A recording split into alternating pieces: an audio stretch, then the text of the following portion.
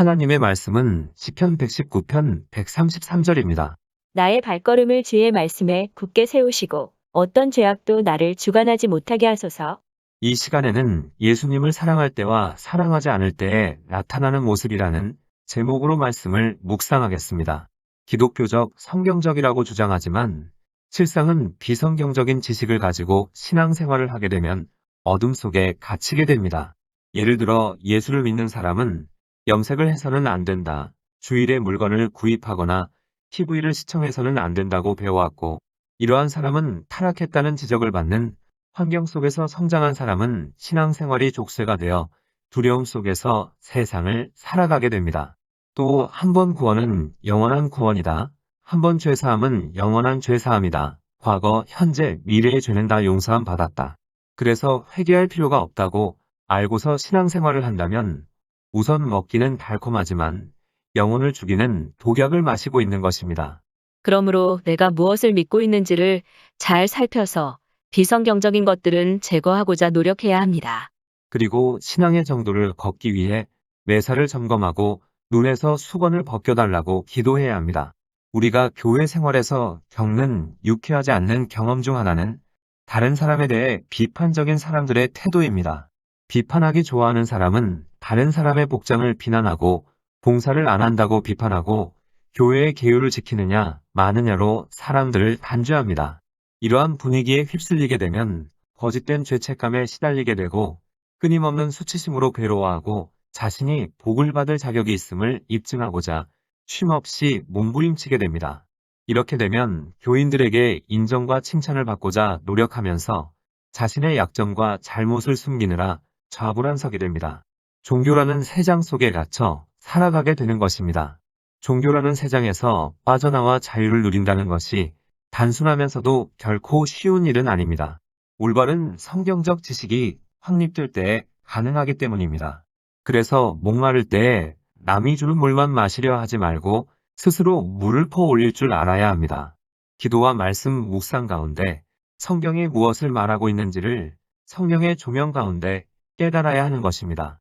예를 들어 어떤 목회자가 성경을 잘못 해석해서 가르쳤는데 이를 믿고 따랐던 성도들이 지옥에 갔다면 성도들은 잘못 가르친 목회자를 원망하며 자신에게는 잘못이 없다고 항변할 것입니다. 그러나 그 책임은 본인이 지는 것입니다. 그래서 가르치는 사람의 책임도 무겁지만 잘못된 가르침과 인간의 말을 성경을 기준으로 해서 점검하지 않고 무턱대고 따라간 사람도 책임이 있는 것입니다. 본문을 보면 나의 발걸음을 주의 말씀에 굳게 세우시고 어떤 죄악도 나를 주관하지 못하게 하소서 라고 했습니다.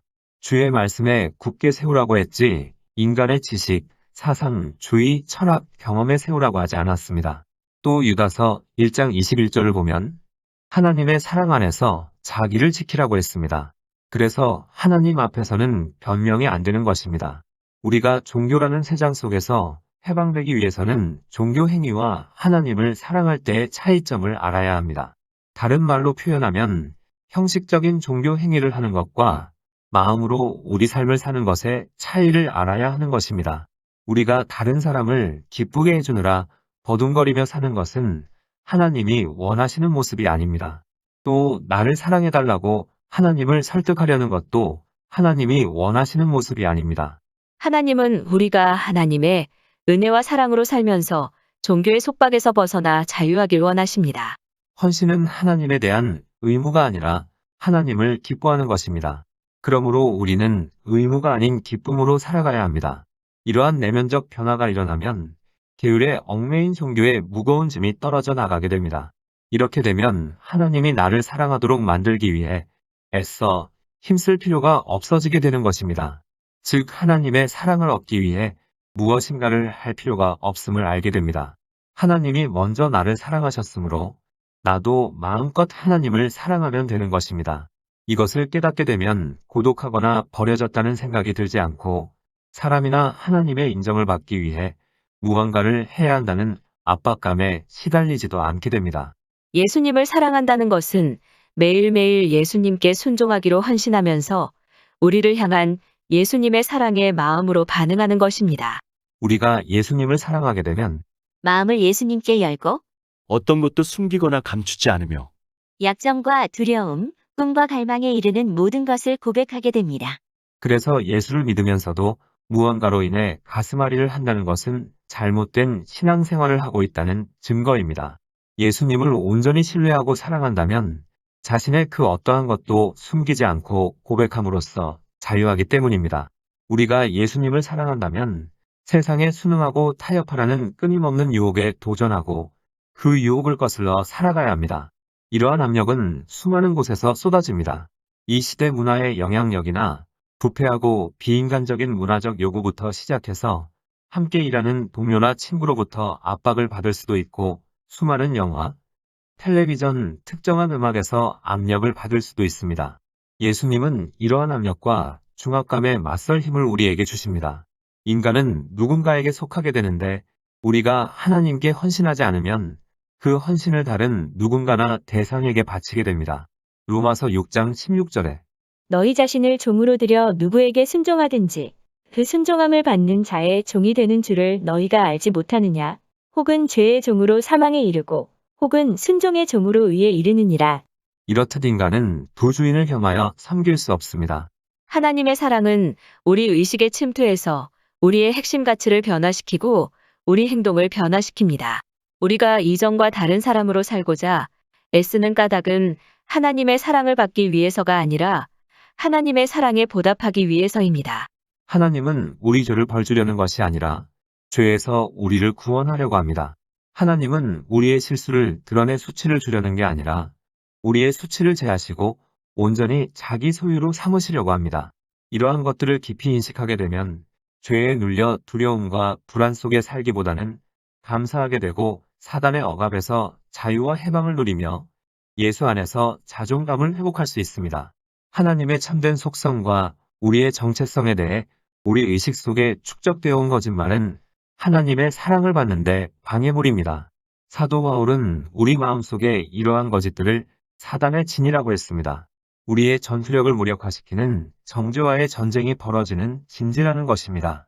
이런 거짓들을 우리가 삶의 지침으로 삼고 있지만 이것은 진정한 나가 아닌 거짓된 나의 모습이 투영된 것입니다. 성장 과정과 문화 속에서 그리고 인생의 고통스러운 경험을 통해 우리는 이 대본을 학습하게 됩니다. 우리 머리로 어떤 것을 믿든 상관없이 이렇게 습득된 대본은 우리 마음속에 깊이 뿌리박히게 됩니다. 그러면 나를 향한 하나님의 사랑과 용서하심이라는 진리가 나의 소유와 성공, 그리고 나에 대한 타인의 평가라는 거짓된 자아의 고함 소리에 묻히게 되는 것입니다. 예수님을 믿는다는 것은 단순히 그럴듯한 종교적인 행위를 하는 것이 아닙니다.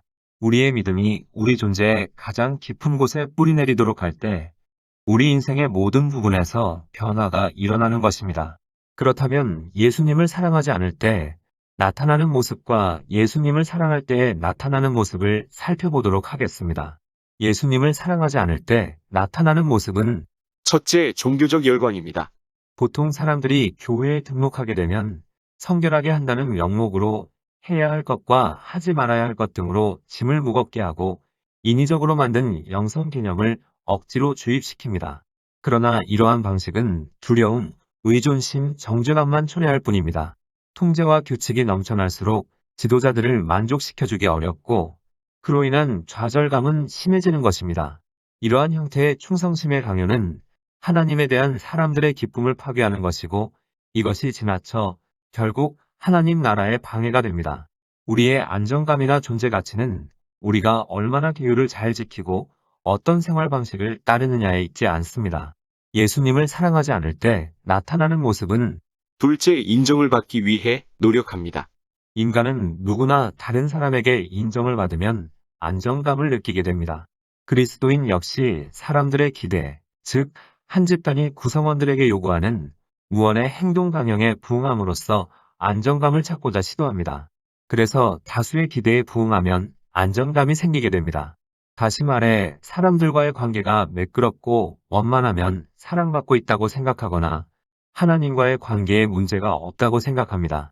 하지만 하나님은 우리의 성적이 얼마나 좋으냐에 따라 점수를 매기거나 일련의 종교적 의무를 이행한 결과로 등급을 매기시는 분이 아닙니다. 부모가 자녀를 사랑하는 것이 조건 없는 사랑이듯이 우리를 향한 하나님의 사랑은 이보다 더합니다. 예수님을 사랑하지 않을 때 나타나는 모습은 셋째, 유혹을 받지 않으리라 착각합니다. 우리가 하나님의 용서하심을 받았다 해도 우리는 옛 본성을 따라 여전히 자력으로 하나님의 사랑을 얻고자 노력하거나 찰나적인 죄악에 마음껏 탐닉하고 싶은 유혹을 받게 됩니다. 우리가 받는 유혹이 욕망, 거짓말, 절도의 유혹이든 선한 행위에 의지하고 싶은 유혹이든 예수님께서는 우리가 종교적 혹은 비종교적으로 끊임없이 유혹을 받을 것이라는 점을 분명히 하셨습니다. 예수님도 유혹을 받으셨지만 죄는 짓지 않았습니다.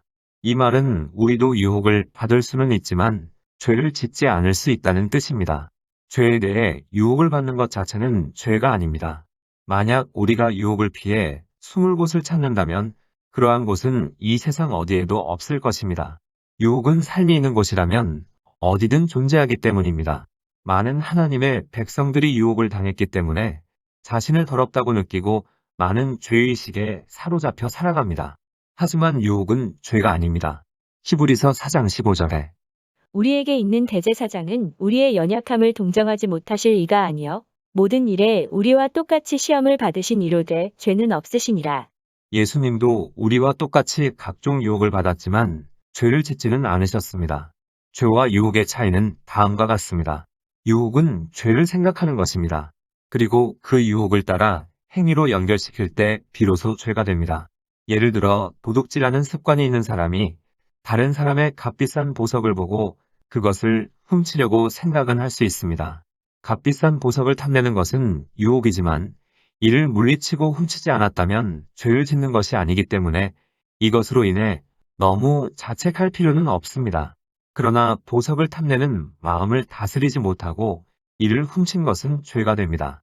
그러므로 유혹은 죄를 생각하는 것이고 그 유혹을 따라 행위로 연결이 되면 그것은 죄가 되는 것입니다. 그런데 어떠한 것은 행위가 아닌 마음을 빼앗김으로 죄가 되는 것이 있습니다. 예를 들어 우리가 돈을 생각할 수 있습니다.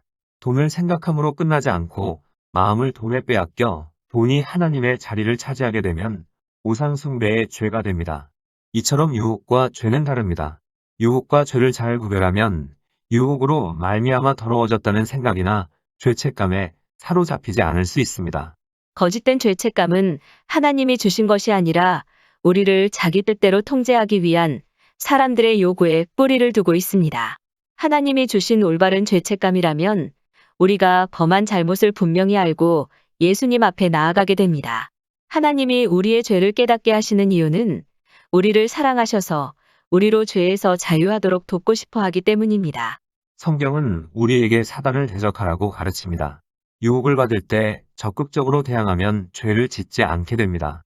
그러나 유혹을 받아들이고 즐기며 그 유혹에 넘어갈 때 우리는 죄를 짓게 됩니다. 예수님을 사랑하지 않을 때 나타나는 모습은 종교적 열광, 인정받기 위한 노력, 유혹받지 않으리라는 착각이라고 했는데 이번에는 예수님을 사랑할 때 나타나는 모습을 살펴보도록 하겠습니다. 예수님을 사랑하게 되면 첫째, 삶의 목적이 생깁니다. 예수님을 사랑하기 전에는 자신이 세워둔 성공의 기준을 쫓아갑니다. 하지만 예수님을 사랑하게 되면 예수님을 위한 삶을 소망하고 나를 통해 이 땅에서 이루길 원하는 하나님의 꿈과 비전을 향해 달려가게 됩니다. 예수님을 사랑하게 되면 둘째, 죄 사함의 필요를 인정하게 됩니다. 예수님을 사랑하기 전에는 자신이 의인이라고 생각하지만 예수님의 사랑을 알고 예수님을 사랑하게 되면 자신의 죄를 깨닫게 되어 예수님의 보혈을 의지하고 하나님께 나아가게 됩니다. 예수님을 사랑하게 되면 셋째, 두려움에서 해방됩니다. 예수님을 온전히 사랑하게 되면 하나님이 우리 마음속 깊은 곳까지 임재하심으로 두려움은 사라지게 됩니다. 요한일서 4장 18절에 사랑 안에 두려움이 없고 온전한 사랑이 두려움을 내어 쫓나니 두려움에는 형벌이 있음이라. 두려워하는 자는 사랑 안에서 온전히 이루지 못하였느니라. 예수님을 사랑하게 되면 넷째, 이웃을 긍휼히 여기게 됩니다. 예수님을 사랑하는 사람은 물질적으로나 영적으로 가난한 이들을 긍휼히 여기게 되고 섬기게 됩니다. 예수님을 사랑하게 되면 다섯째, 어려운 환경을 이길 믿음이 생기게 됩니다. 예수님을 사랑하게 되면 예수님의 사랑을 알기에 어떠한 환경과 문제 속에서도 잠잠히 하나님을 바라보며 하나님께서 모든 것을 합력하여 선을 이루실 줄 믿게 됩니다. 왜냐하면 모든 사람과 사물을 바라볼 때 예수라는 이름으로 걸러서 바라보기 때문입니다. 삶의 모든 영역에 예수라는 필터링이 생기는 것입니다. 기도하시겠습니다. 하나님, 우리를 올가매는 비성경적인 지식으로 거짓된 죄책감과 수치심 가운데 살아가지 않게 하시고 사람과 하나님께 인정받으려는 인간적인 모든 노력을 버리며 올바른 성경 지식으로 종교라는 세상 속을 빠져나와 하나님 안에서 참된 자유와 해방을 누리게 하옵소서. 예수님의 이름으로 기도드립니다. 아멘. 하나님께서는 내 형편이 어떠하든 내 신분이 무엇이든 무슨 죄를 지었든 변함없이 나를 사랑하십니다.